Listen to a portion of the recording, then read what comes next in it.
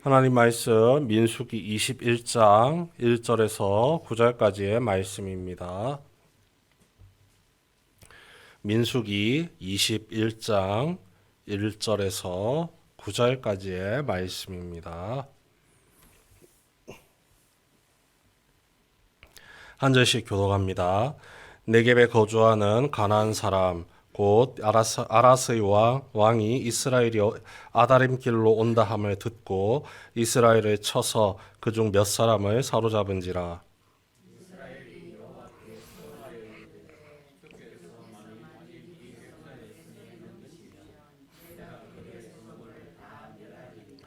여호와께서 이스라엘의 목소리를 들으시고 가나안 사람을 그들의 손에 넘기심에 그들과 그들의 성읍을 다 멸하니라. 그러므로 그곳 이름을 호르마라 하였더라.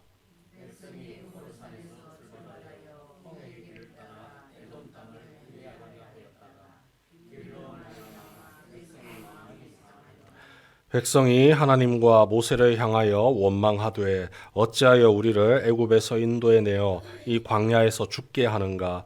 이곳에는 먹을 것도 없고 물도 없도다. 우리 마음이 이 하찮은 음식을 싫어하노라 하매.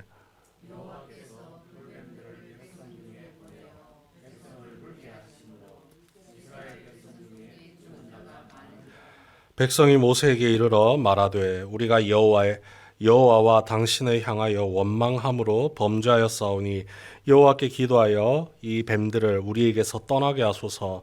모세가 백성을 위하여 기도하매.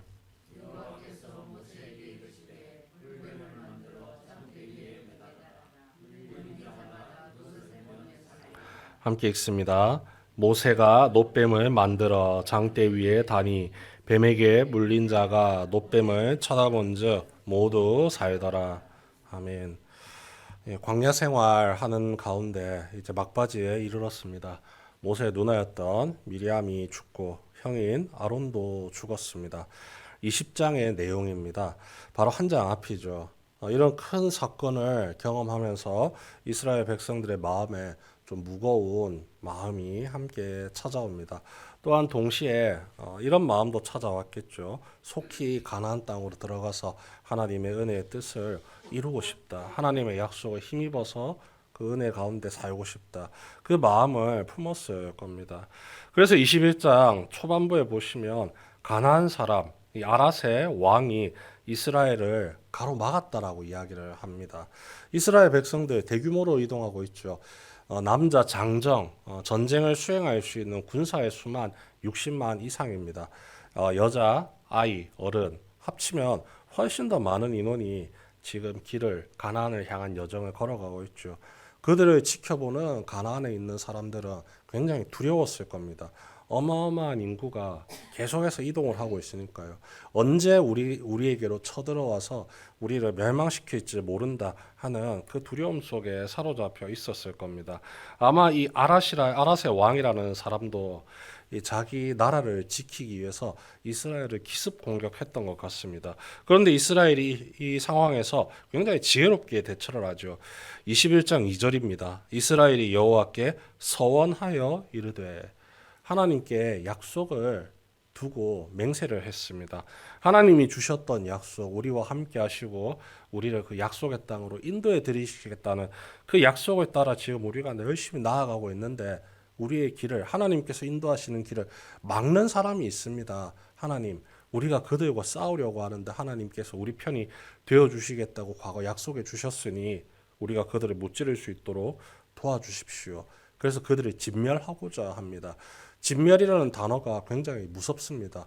모든 것을 멸해서 없애버리겠다는 뜻입니다. 그런데 그들이 진멸의 이유를 삼은 게 무엇이냐면 그들이 하나님을 대적하고 있다는 겁니다. 하나님을 대적하는 자는 나의 적이기도 하니 우리가 그들을 완전히 없애서 하나님의 대적자 물리치겠습니다. 하나님을 대적하는 사탄을 물리치겠습니다. 죄를 쌓는 가나안을 물리치겠습니다.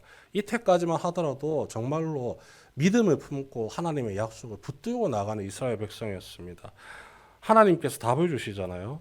여호와께서 이스라엘의 목소리를 들으시고 가나안 사람을 그들의 손에 넘기심에 하나님과 이스라엘 백성들의 마음이 지금 하나가 되어서 잘 맞아떨어지게 걸어가고 있더라는 겁니다. 그런데 사건은 4절부터 시작이 되죠. 하나님께 서원했던 그 간절한 믿음의 마음이 순식간에 사라졌습니다. 성경은 그 원인을 이렇게 표현을 하죠. 우리 4절 말씀 함께 읽어보겠습니다. 21장 4절입니다. 함께 읽습니다. 시작. 백성이 호르 산에서 출발하여 홍해 길을 따라 에돔 땅을 우회하려 하였다가 길로 말미암아 백성의 마음이 상하니라. 세번역 성경으로 제가 읽어드리겠습니다. 그들은 에돔 땅을 돌아서 가려고 호르 산에서부터 홍해 길을 따라 나아갔다. 길을 걷는 동안에 백성들은 마음이 몹시 조급하였다. 가나안 땅이 코앞에 있습니다. 가나안의 왕과 싸워서 이겼습니다. 그 땅을 그대로 지나가면 바로 약속의 땅입니다. 그런데 하나님께서 명령을 하신 거죠. 에돔과 싸우지 마라. 그들은 너희의 형제다. 그들에게도 내가 몫을 떼어 주었다. 왜냐하면 그들 역시 아브라함의 우선이고 이삭의 우선이고 야곱의 형제이기 때문이다. 그렇기 때문에 그들과는 싸워서는 안 된다라고 이야기를 하는 거죠. 에돔이 길을 막았습니다. 이스라엘의 장로들과 모세가 함께 나아가서 에돔의 앞에서 통사정을 했습니다. 우리가 지나가게 도와주십시오. 길만 이용하겠습니다. 혹시라도 우리가 필요한 게 있으면 모두 돈을 지불하고 사서 쓰도록 하겠습니다. 쓰레기 하나 떨어뜨리지 않고 여러분들에게 불편한 것 하나도 끼치지 않고 길만 이용하겠습니다. 그런데 생각해보면 에돔의 입장도 이해는 됩니다. 남자 군사만 60만 명인데 그들을 어떻게 먹일 것이며 그들이 마실 물은 어떻게 준비할 것이며 그들이 돈을 주고 사서 먹겠다라고 하는데 그 정도의 음식을 우리가 가지고 있을 리도 만무하고 길만 지나간다는 그 약속을 어떻게 보장할 수 있는지 에돔의 왕의 입장에서는 자국민을 지켜야 되기 때문에 함부로 길을 열어줄 수가 없는 겁니다. 임진왜란 당시에 일본인들이 동래우사 송상현을 향해서 이렇게 요청을 했습니다. 명나라를 정벌하러 가니까 길만 열어주시오. 조선에는 우리가 아무런 해를 입히지 않겠습니다. 송상현이 답을 줍니다. 우리가 싸울 수는 있지만 길을 함부로 열어줄 수는 없다. 열리면은 그들이 무슨 짓을 할지 모르겠다는 겁니다. 그래서 최후의 최후까지 싸웠던 것이죠. 에돔의 입장도 바로 이런 겁니다. 너무 많기 때문에 당신들을 보내줄 수가 없습니다. 그런데 하나님께서 주신 말씀도 있죠. 그들과는 싸우지 말아라. 모세 입장에서 어떤 선택을 해야 됩니까? 싸우지도 말아야 되고 길도 안 비켜주니까 돌아가는 수밖에 없는 겁니다. 바로 코앞에 목적지가 있지만 하나님의 약속을 따라서 그 약속을 믿고 지금 40년을 열심히 걸어왔습니다. 아니 뭐 며칠 더 걷는 거 문제도 아닌 것이죠. 그래서 돌아서 가는 겁니다. 이스라엘 백성들도 조금만 더 가면 되니까 그래 돌아가자라고 하는데 그들의 마음속에 이 죄가 꿈틀거리기 시작합니다. 조급함이 잊어버리고 있던 죄를 다시금 깨우기 시작합니다. 이 성급한 마음이 이스라엘 백성들의 마음속에 빠르게 퍼져가죠. 왜 못 가게 하는가? 왜 우리가 그 길만 뚫고 지나가면 우리가 약속을 받을 수가 있는데 그 약속을 누릴 수가 있는데 바로 코앞에 있는데 왜 그걸 굳이 돌아서게 하느냐? 불편하다는 겁니다. 힘들다는 겁니다. 이제는 더 이상 걷기 싫다는 겁니다. 귀찮다는 것이죠. 지금까지 하나님께서 허락해 주셨던 모든 은혜에 대해서 부정하기 시작을 합니다. 왜 하나님께서는 우리와의 약속을 지키지 않는가? 우리는 하나님과의 약속을 잘 지키고 있는데 스스로 착각하고 마는 것이죠. 조급함이 불러들인 대참사입니다. 그래서 그들이 넘어서는 안 되는 선을 넘어버리죠. 백성이 하나님과 모세를 향하여 원망하되 이전까지는 하나님을 향해서는 원망하지 않았습니다. 하나님은 신이시기 때문에 감히 하나님께 불평한다는 것 자체를 생각할 수가 없었던 거죠. 대신 누구를 원망했느냐? 눈앞에 보이는 사람을 원망했습니다. 모세에게 원망을 하고 아론에게 원망을 했습니다. 그런데 아론이 지금 죽은 상태입니다. 아론이 죽어서 극심한 슬픔 속에 그들의 마음이 잠겨 있습니다. 원망은 해야 되겠는데 모세 한 사람에게 원망하기에는 그들의 감정이 너무 불일 듯 일어났다는 겁니다. 그래서 이때까지 잘 참아왔던 그 마음을 이제 열어버린 겁니다. 하나님을 향해서도 직접 불평하기 시작했습니다. 이렇게 불평합니다. 어찌하여 우리를 애굽에서 인도해내어 이 광야에서 죽게 하는가. 여기까지는 레파토리가 똑같습니다. 애굽에 있을 때는 고기도 먹고 밥도 먹고 편하게 먹을 걱정 안 하면서 살았는데 왜 광야로 우리를 끄집어내서 길을 떠돌다가 죽게 만드십니까? 여기까지는 똑같았는데 그 뒤가 문제인 거죠. 먹을 것도 없고 물도 없도다. 거짓을 말하기 시작합니다. 먹을 거 매일매일 나타났습니다. 하루에 한 번씩 아침마다 만나가 있었죠. 물이 없기는 왜 없습니까? 물 없다고 요청할 때마다 모세가 지팡이로 반석을 향하여 명령을 내려서 끊임없이 물이 나오게 했습니다. 물이 없었던 적 한 번도 없습니다. 거짓말을 하고 있죠. 그들 스스로도 지금 무슨 말을 하는지 모릅니다. 먹을 것도 없고 물도 없다고 해놓고는 음식이 있다고 말을 합니다. 우리 마음이 이 하찮은 음식을 싫어하노라. 본래 말하고 싶었던 건 마지막에 있는 거죠. 더 이상 만나 먹기 싫습니다. 물 먹기 싫습니다. 우리는 가나안 땅에서 나오는 양식을 제대로 먹고 싶습니다. 그때 정탐꾼이 가져왔던 과일을 먹고 싶습니다. 그 가나안 땅에 살고 있는 고기를 먹고 싶습니다. 지금 여행 중에서 지금 40년 동안 질리게 먹었던 이 만나 더 이상 먹고 싶지 않습니다. 빨리 지나가게 해주십시오. 지금 하나님 앞에서 때를 쓰고 있는 거죠. 때를 쓰면 이루어질 거라고 착각을 하고 있는 겁니다. 미운 4살 같은 느낌인 거죠. 그리고 사춘기 자녀가 부모에게 시덥잖은 이유를 내세워서 내 마음 지금 안 알아준다고 이것도 싫고 저것도 싫고 부모님이 나한테 해준 게 뭐가 있어 하면서 투정 부리는 것과 똑같은 거죠. 자기 감정에는 굉장히 지금 충실한 상황입니다. 그런데 자기 감정에만 충실하니까 지금까지 하나님으로부터 받았던 은혜에 대해서 하나도 생각하지 않는 거죠. 배은망덕한 모습을 보여주고 있습니다. 오히려 자기가 고생하고 자기가 힘들었던 순간만을 자꾸 떠올리면서 받았던 은혜에 대해서 싹 깡그리 잊어버린 원망과 불평만을 이야기하고 있죠. 이것이 죄의 능력이고 죄의 무서움입니다. 하나님이 베풀어 주셨던 은혜에 대해서 그 은혜의 가치에 대해서 모두 하찮게 여기게 만든다는 거죠. 하나님과의 관계를 벌려버린다는 겁니다. 멸망의 구렁텅이로 하나님의 자녀를 이 죄가 이끌어가고 있습니다. 딱 한 가지 감정 때문에 그랬습니다. 이 성급함. 조급함 때문입니다. 우리가 죄에 대한 긴장을 한시도 늦출 수 없는 이유가 여기에 있습니다. 하나님의 뜻에 차분하게 순종하면 되는 문제인데 인간의 이 조급함이 피어나올 때 죄가 그 인간을 지배하기 시작하더라는 겁니다. 자연스럽게 찾아오더라는 겁니다.